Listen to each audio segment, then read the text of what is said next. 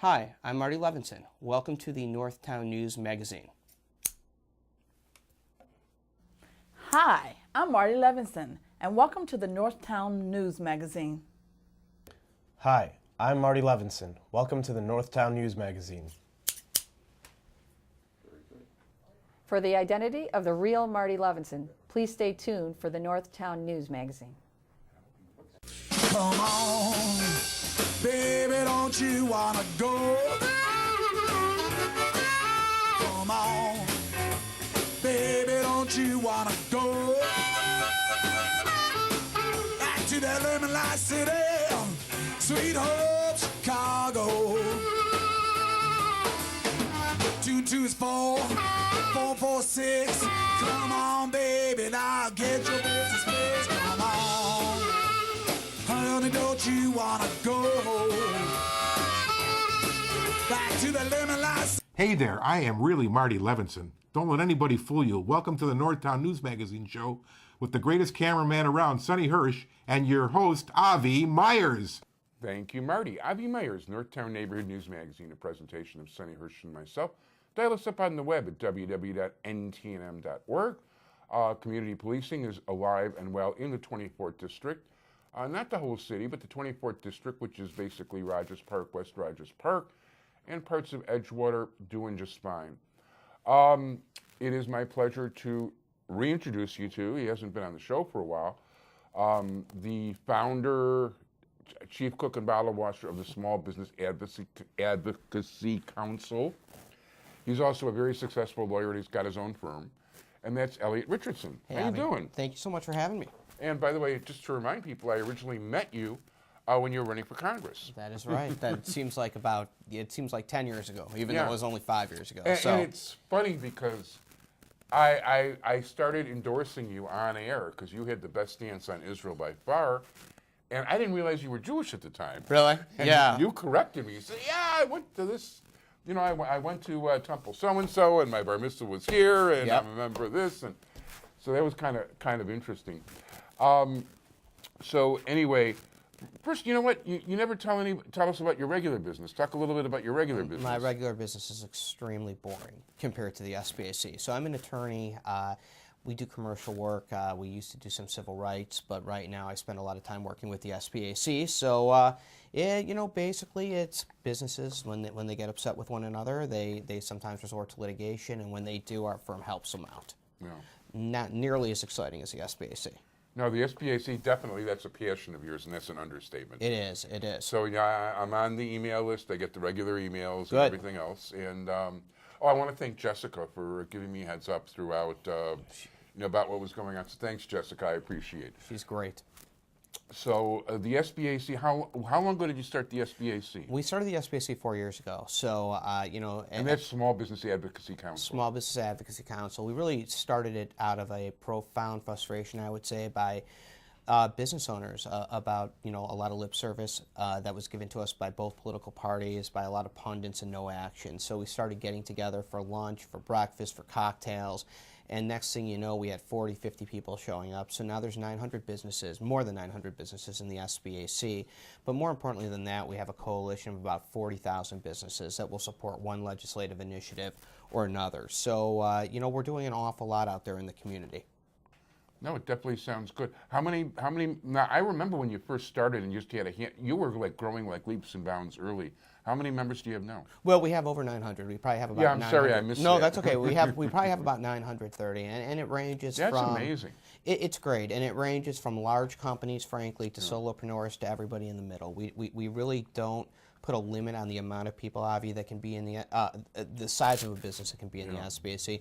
It's really, do you support small business? So you can be MB Bank. They've co-branded a credit card for us. Cool. That provides all the consumer protections that small businesses were not afforded in the 2009 Credit Card Act. That's a bigger company, but they're there supporting the small business community. And then, we've got solopreneurs who are just starting out. So for us, it's the power of critical mass. We try to make ourselves very attractive to larger businesses to negotiate deals, and we've had a lot of success so far. Yeah, do you get involved in all things like insurance and? We do. We have a private health insurance exchange. So, one of the first legislative things that the SBAC did is we drafted a bill to allow a health insurance cooperative in Illinois. So that's a health insurance company owned by small business owners and operated by our advocates. So if you can imagine that, an insurance company where a small business owner can sit on the board. Wow. I do sit on the board if there's enough small business owners that are engaged. So I sit on the board of Land of Lincoln. So is there like a magic number that you need in order to make all the actuarial stuff work? I would assume. you know what? They keep me far away from numbers, and they've kept me far away from numbers since high school. So that's a good thing. Oh, see, I used to do everybody's batting average before computers and calculators. My folks always said it was amazing. I was always very good at baseball stats, but terrible at math. So I must have liked baseball stats. No, ultimately. By the way, I'll compare my algebra and geometry grades with you. They weren't good in school. Yes, you would have to work hard to beat me in terms of poor grades in math. But I might have. ultimately speaking, we were able to get a bill passed that allows for a health insurance co-op. We lobbied against Blue Cross Blue Shield. We literally had 20,000 businesses that came together. We went down to Springfield and we said, we should have the opportunity to compete in the free market with the 4 large insurance companies that seem to raise rates on a consistent basis. So as a small business owner myself, I saw my rates go up 15, 20, 25% every year. I employed about 20, 25 people, and it was just uncalled for, and there was really no rational basis that we could think of why our rates were going up every year. So we got the bill passed, and now there's a health insurance co-op in Illinois. It's called Land of Lincoln. I get paid no money by Land of Lincoln, so I'm not here endorsing it for any other reason other than to say I think it's our last best chance to have a health insurance company that's really trying to stabilize rates where small businesses can have a voice in how their insurance can go. So, we do have a private exchange, and we do have health insurance through Land of Lincoln, available through brokers. So I would encourage people to check Land of Lincoln out, and just as one of your options, is another tool in your tool belt. So we're very excited about that. Yeah, the rates. To say that the rates have gone sky high is beyond belief. What I used to, at one time, I actually had a policy where I paid for the whole year at once. Yep. And it would cost me like $500 for the year, which would be $1,500 in deductibles in the first $1 million. Yeah. And now for $500, when you get older, it's hard to get 2 months out of that if you can. It's really important to understand that 90% of business right now that in the health insurance field is being written by Blue Cross and Blue Shield. And that's nothing against Blue Cross and Blue Shield. Whenever somebody has 90% of the market, that's problematic. There's no competition. So, we see other insurance carriers leaving the state, and they can blame it on Obamacare. I mean, put it this way, my health insurance rates were going up long before President Obama was Senator Obama in the U.S. I'm sorry, in the state Senate, and they're going up still. So we definitely need to do something about that. So the SBAC and our coalition members are actively working to try to make health insurance affordable. No, that's good. You know what, with Blue Cross, aren't they supposed to be a nonprofit company in theory? They are. Of course, that's, the way you're smiling, I think you answered my question. Yeah. So anyways, we're doing a lot of other things in Springfield right now. We're looking to lower LLC fees. So we drafted a legislation that would lower LLC fees from, our original legislation would have lowered all LLC fees. Illinois has the highest LLC fees in the nation. That's limited liability. Limited liability company. So, this is the entity that a lot of small and mid-sized companies should be. Unfortunately, it's $500 to file as an LLC in Illinois. Is that a one-time fee or an annual fee? That's a one-time fee. It's $150 as a corporation, but then you have an annual renewal fee. It's $250 for an LLC. It's $75 for a corporation. If you want to register your name, it's $300 for an LLC. It's $50 for a corporation. Wow. And when you compare our fees to other states, it's ridiculous. It's $50 in Iowa to file as an LLC. We have the highest LLC filing fees in the nation. So we drafted a bill that would lower all of those fees to what corporations pay. The governor sort of grabbed onto that legislation and modified it to some extent and focused strictly on the filing fee, $500 to $39. And that's good.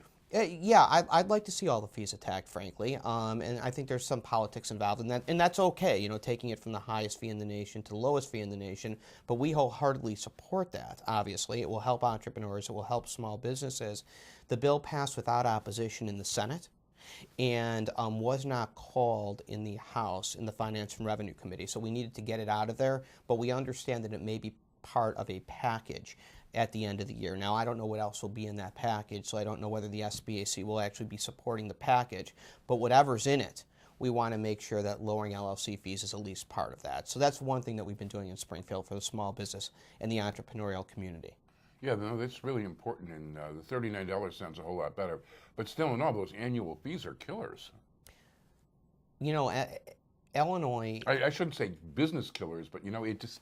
Well, go ahead. No, the small business climate in Illinois has to improve. It has to improve, and we're looking at all different. We're looking at tax credits. We've been sort of banging the drum for 2 years to really take a hard look at tax credits like these EDGE tax credits and make sure that the juice is worth the squeeze. When you have taxes going up on small business owners, but large companies aren't necessarily having to pay taxes.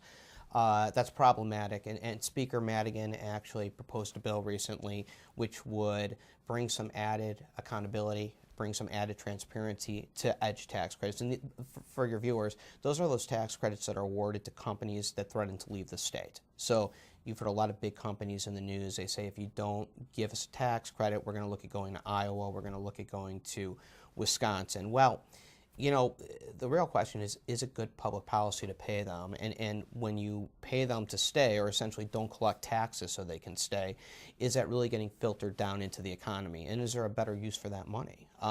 So we want to take a hard look at that. There was also a $1 million capital contribution on EDGE tax credits, which means a small business couldn't access an EDGE tax credit unless they could put $1 million of infrastructure into their business. That's very problematic. Speaker Madigan's bill actually removes that barrier for small businesses.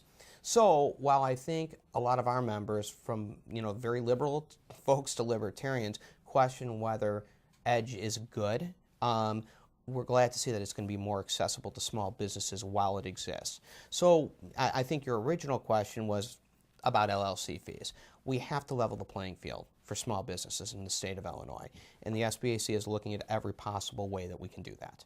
Yeah, I'll tell you something. The state of Illinois, the city of Chicago in particular, are doing almost everything they can to discourage business. And even this plastic bag ban, I don't have a car, so if I go shopping, the last thing I want, if I'm walking 1.5 miles somewhere, is a paper bag, if it's raining, other things like that. Plus, it's a lot easier to hold the plastic ones. And it's like, as far as like the waste and all the rest of it, they get used and reused. Like when Sonny and I drop stuff back and forth, it's always in plastic bags. After they get their full use here for a variety of reasons, my brother uses them to pack up stuff for his business. There's a lot of use for these things. And, people, when they use words like green or recycling or whatever, it's nice. But you know what? The fact is, there's old-time values that our parents, grandparents, and all that understood about being thrifty and saving and not wasting things that I think make a lot more sense than all the modern terms. Well, I'm not going to comment on the plastic bags. You shouldn't. Because my wife will see this, and I will get into a lot of trouble if I do.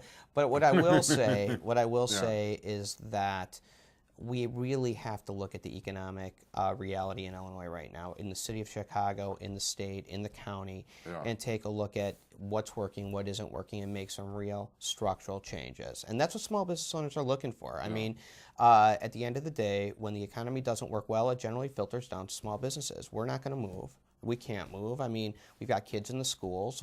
We've got clients. My law firm can't move because we've got clients. And they're not going to follow me to Iowa. So let's, instead of sort of the battling back and forth that goes on, let's really take a hard look at the economy and do something to bring Illinois back from where it's been. And that's unfortunately, rated in many, many different facets towards the bottom.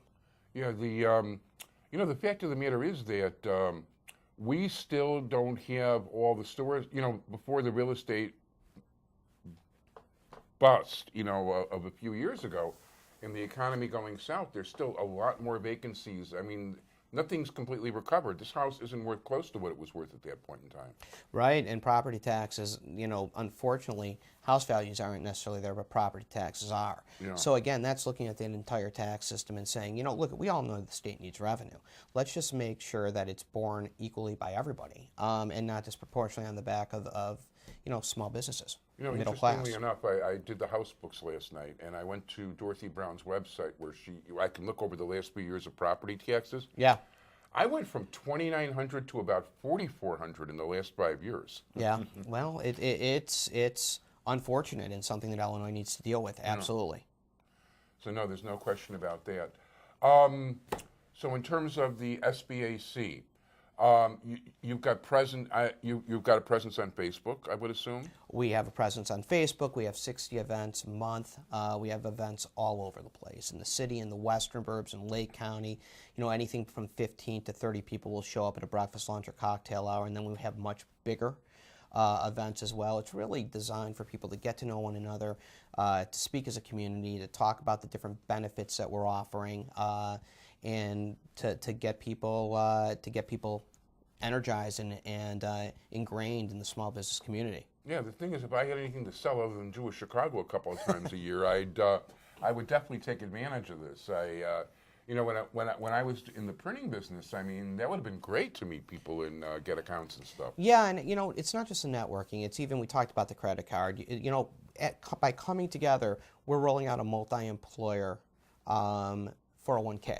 So, when you get 900 businesses together in a much bigger coalition, you can go to a Transamerica and say, listen, would you like to work with us? And they absolutely do. So through a multi-employer plan with Transamerica, we'll be able to have all of our small businesses pull together and lower their administrative costs for a 401k, offload their fiduciary responsibility for a 401k. That's huge for that 3, 4, or 5 person business that really can't afford to save for retirement right now, but through the power of critical mass can have access to that. So it's really small businesses taking matters into their own hands, our employees taking matters into their own hands.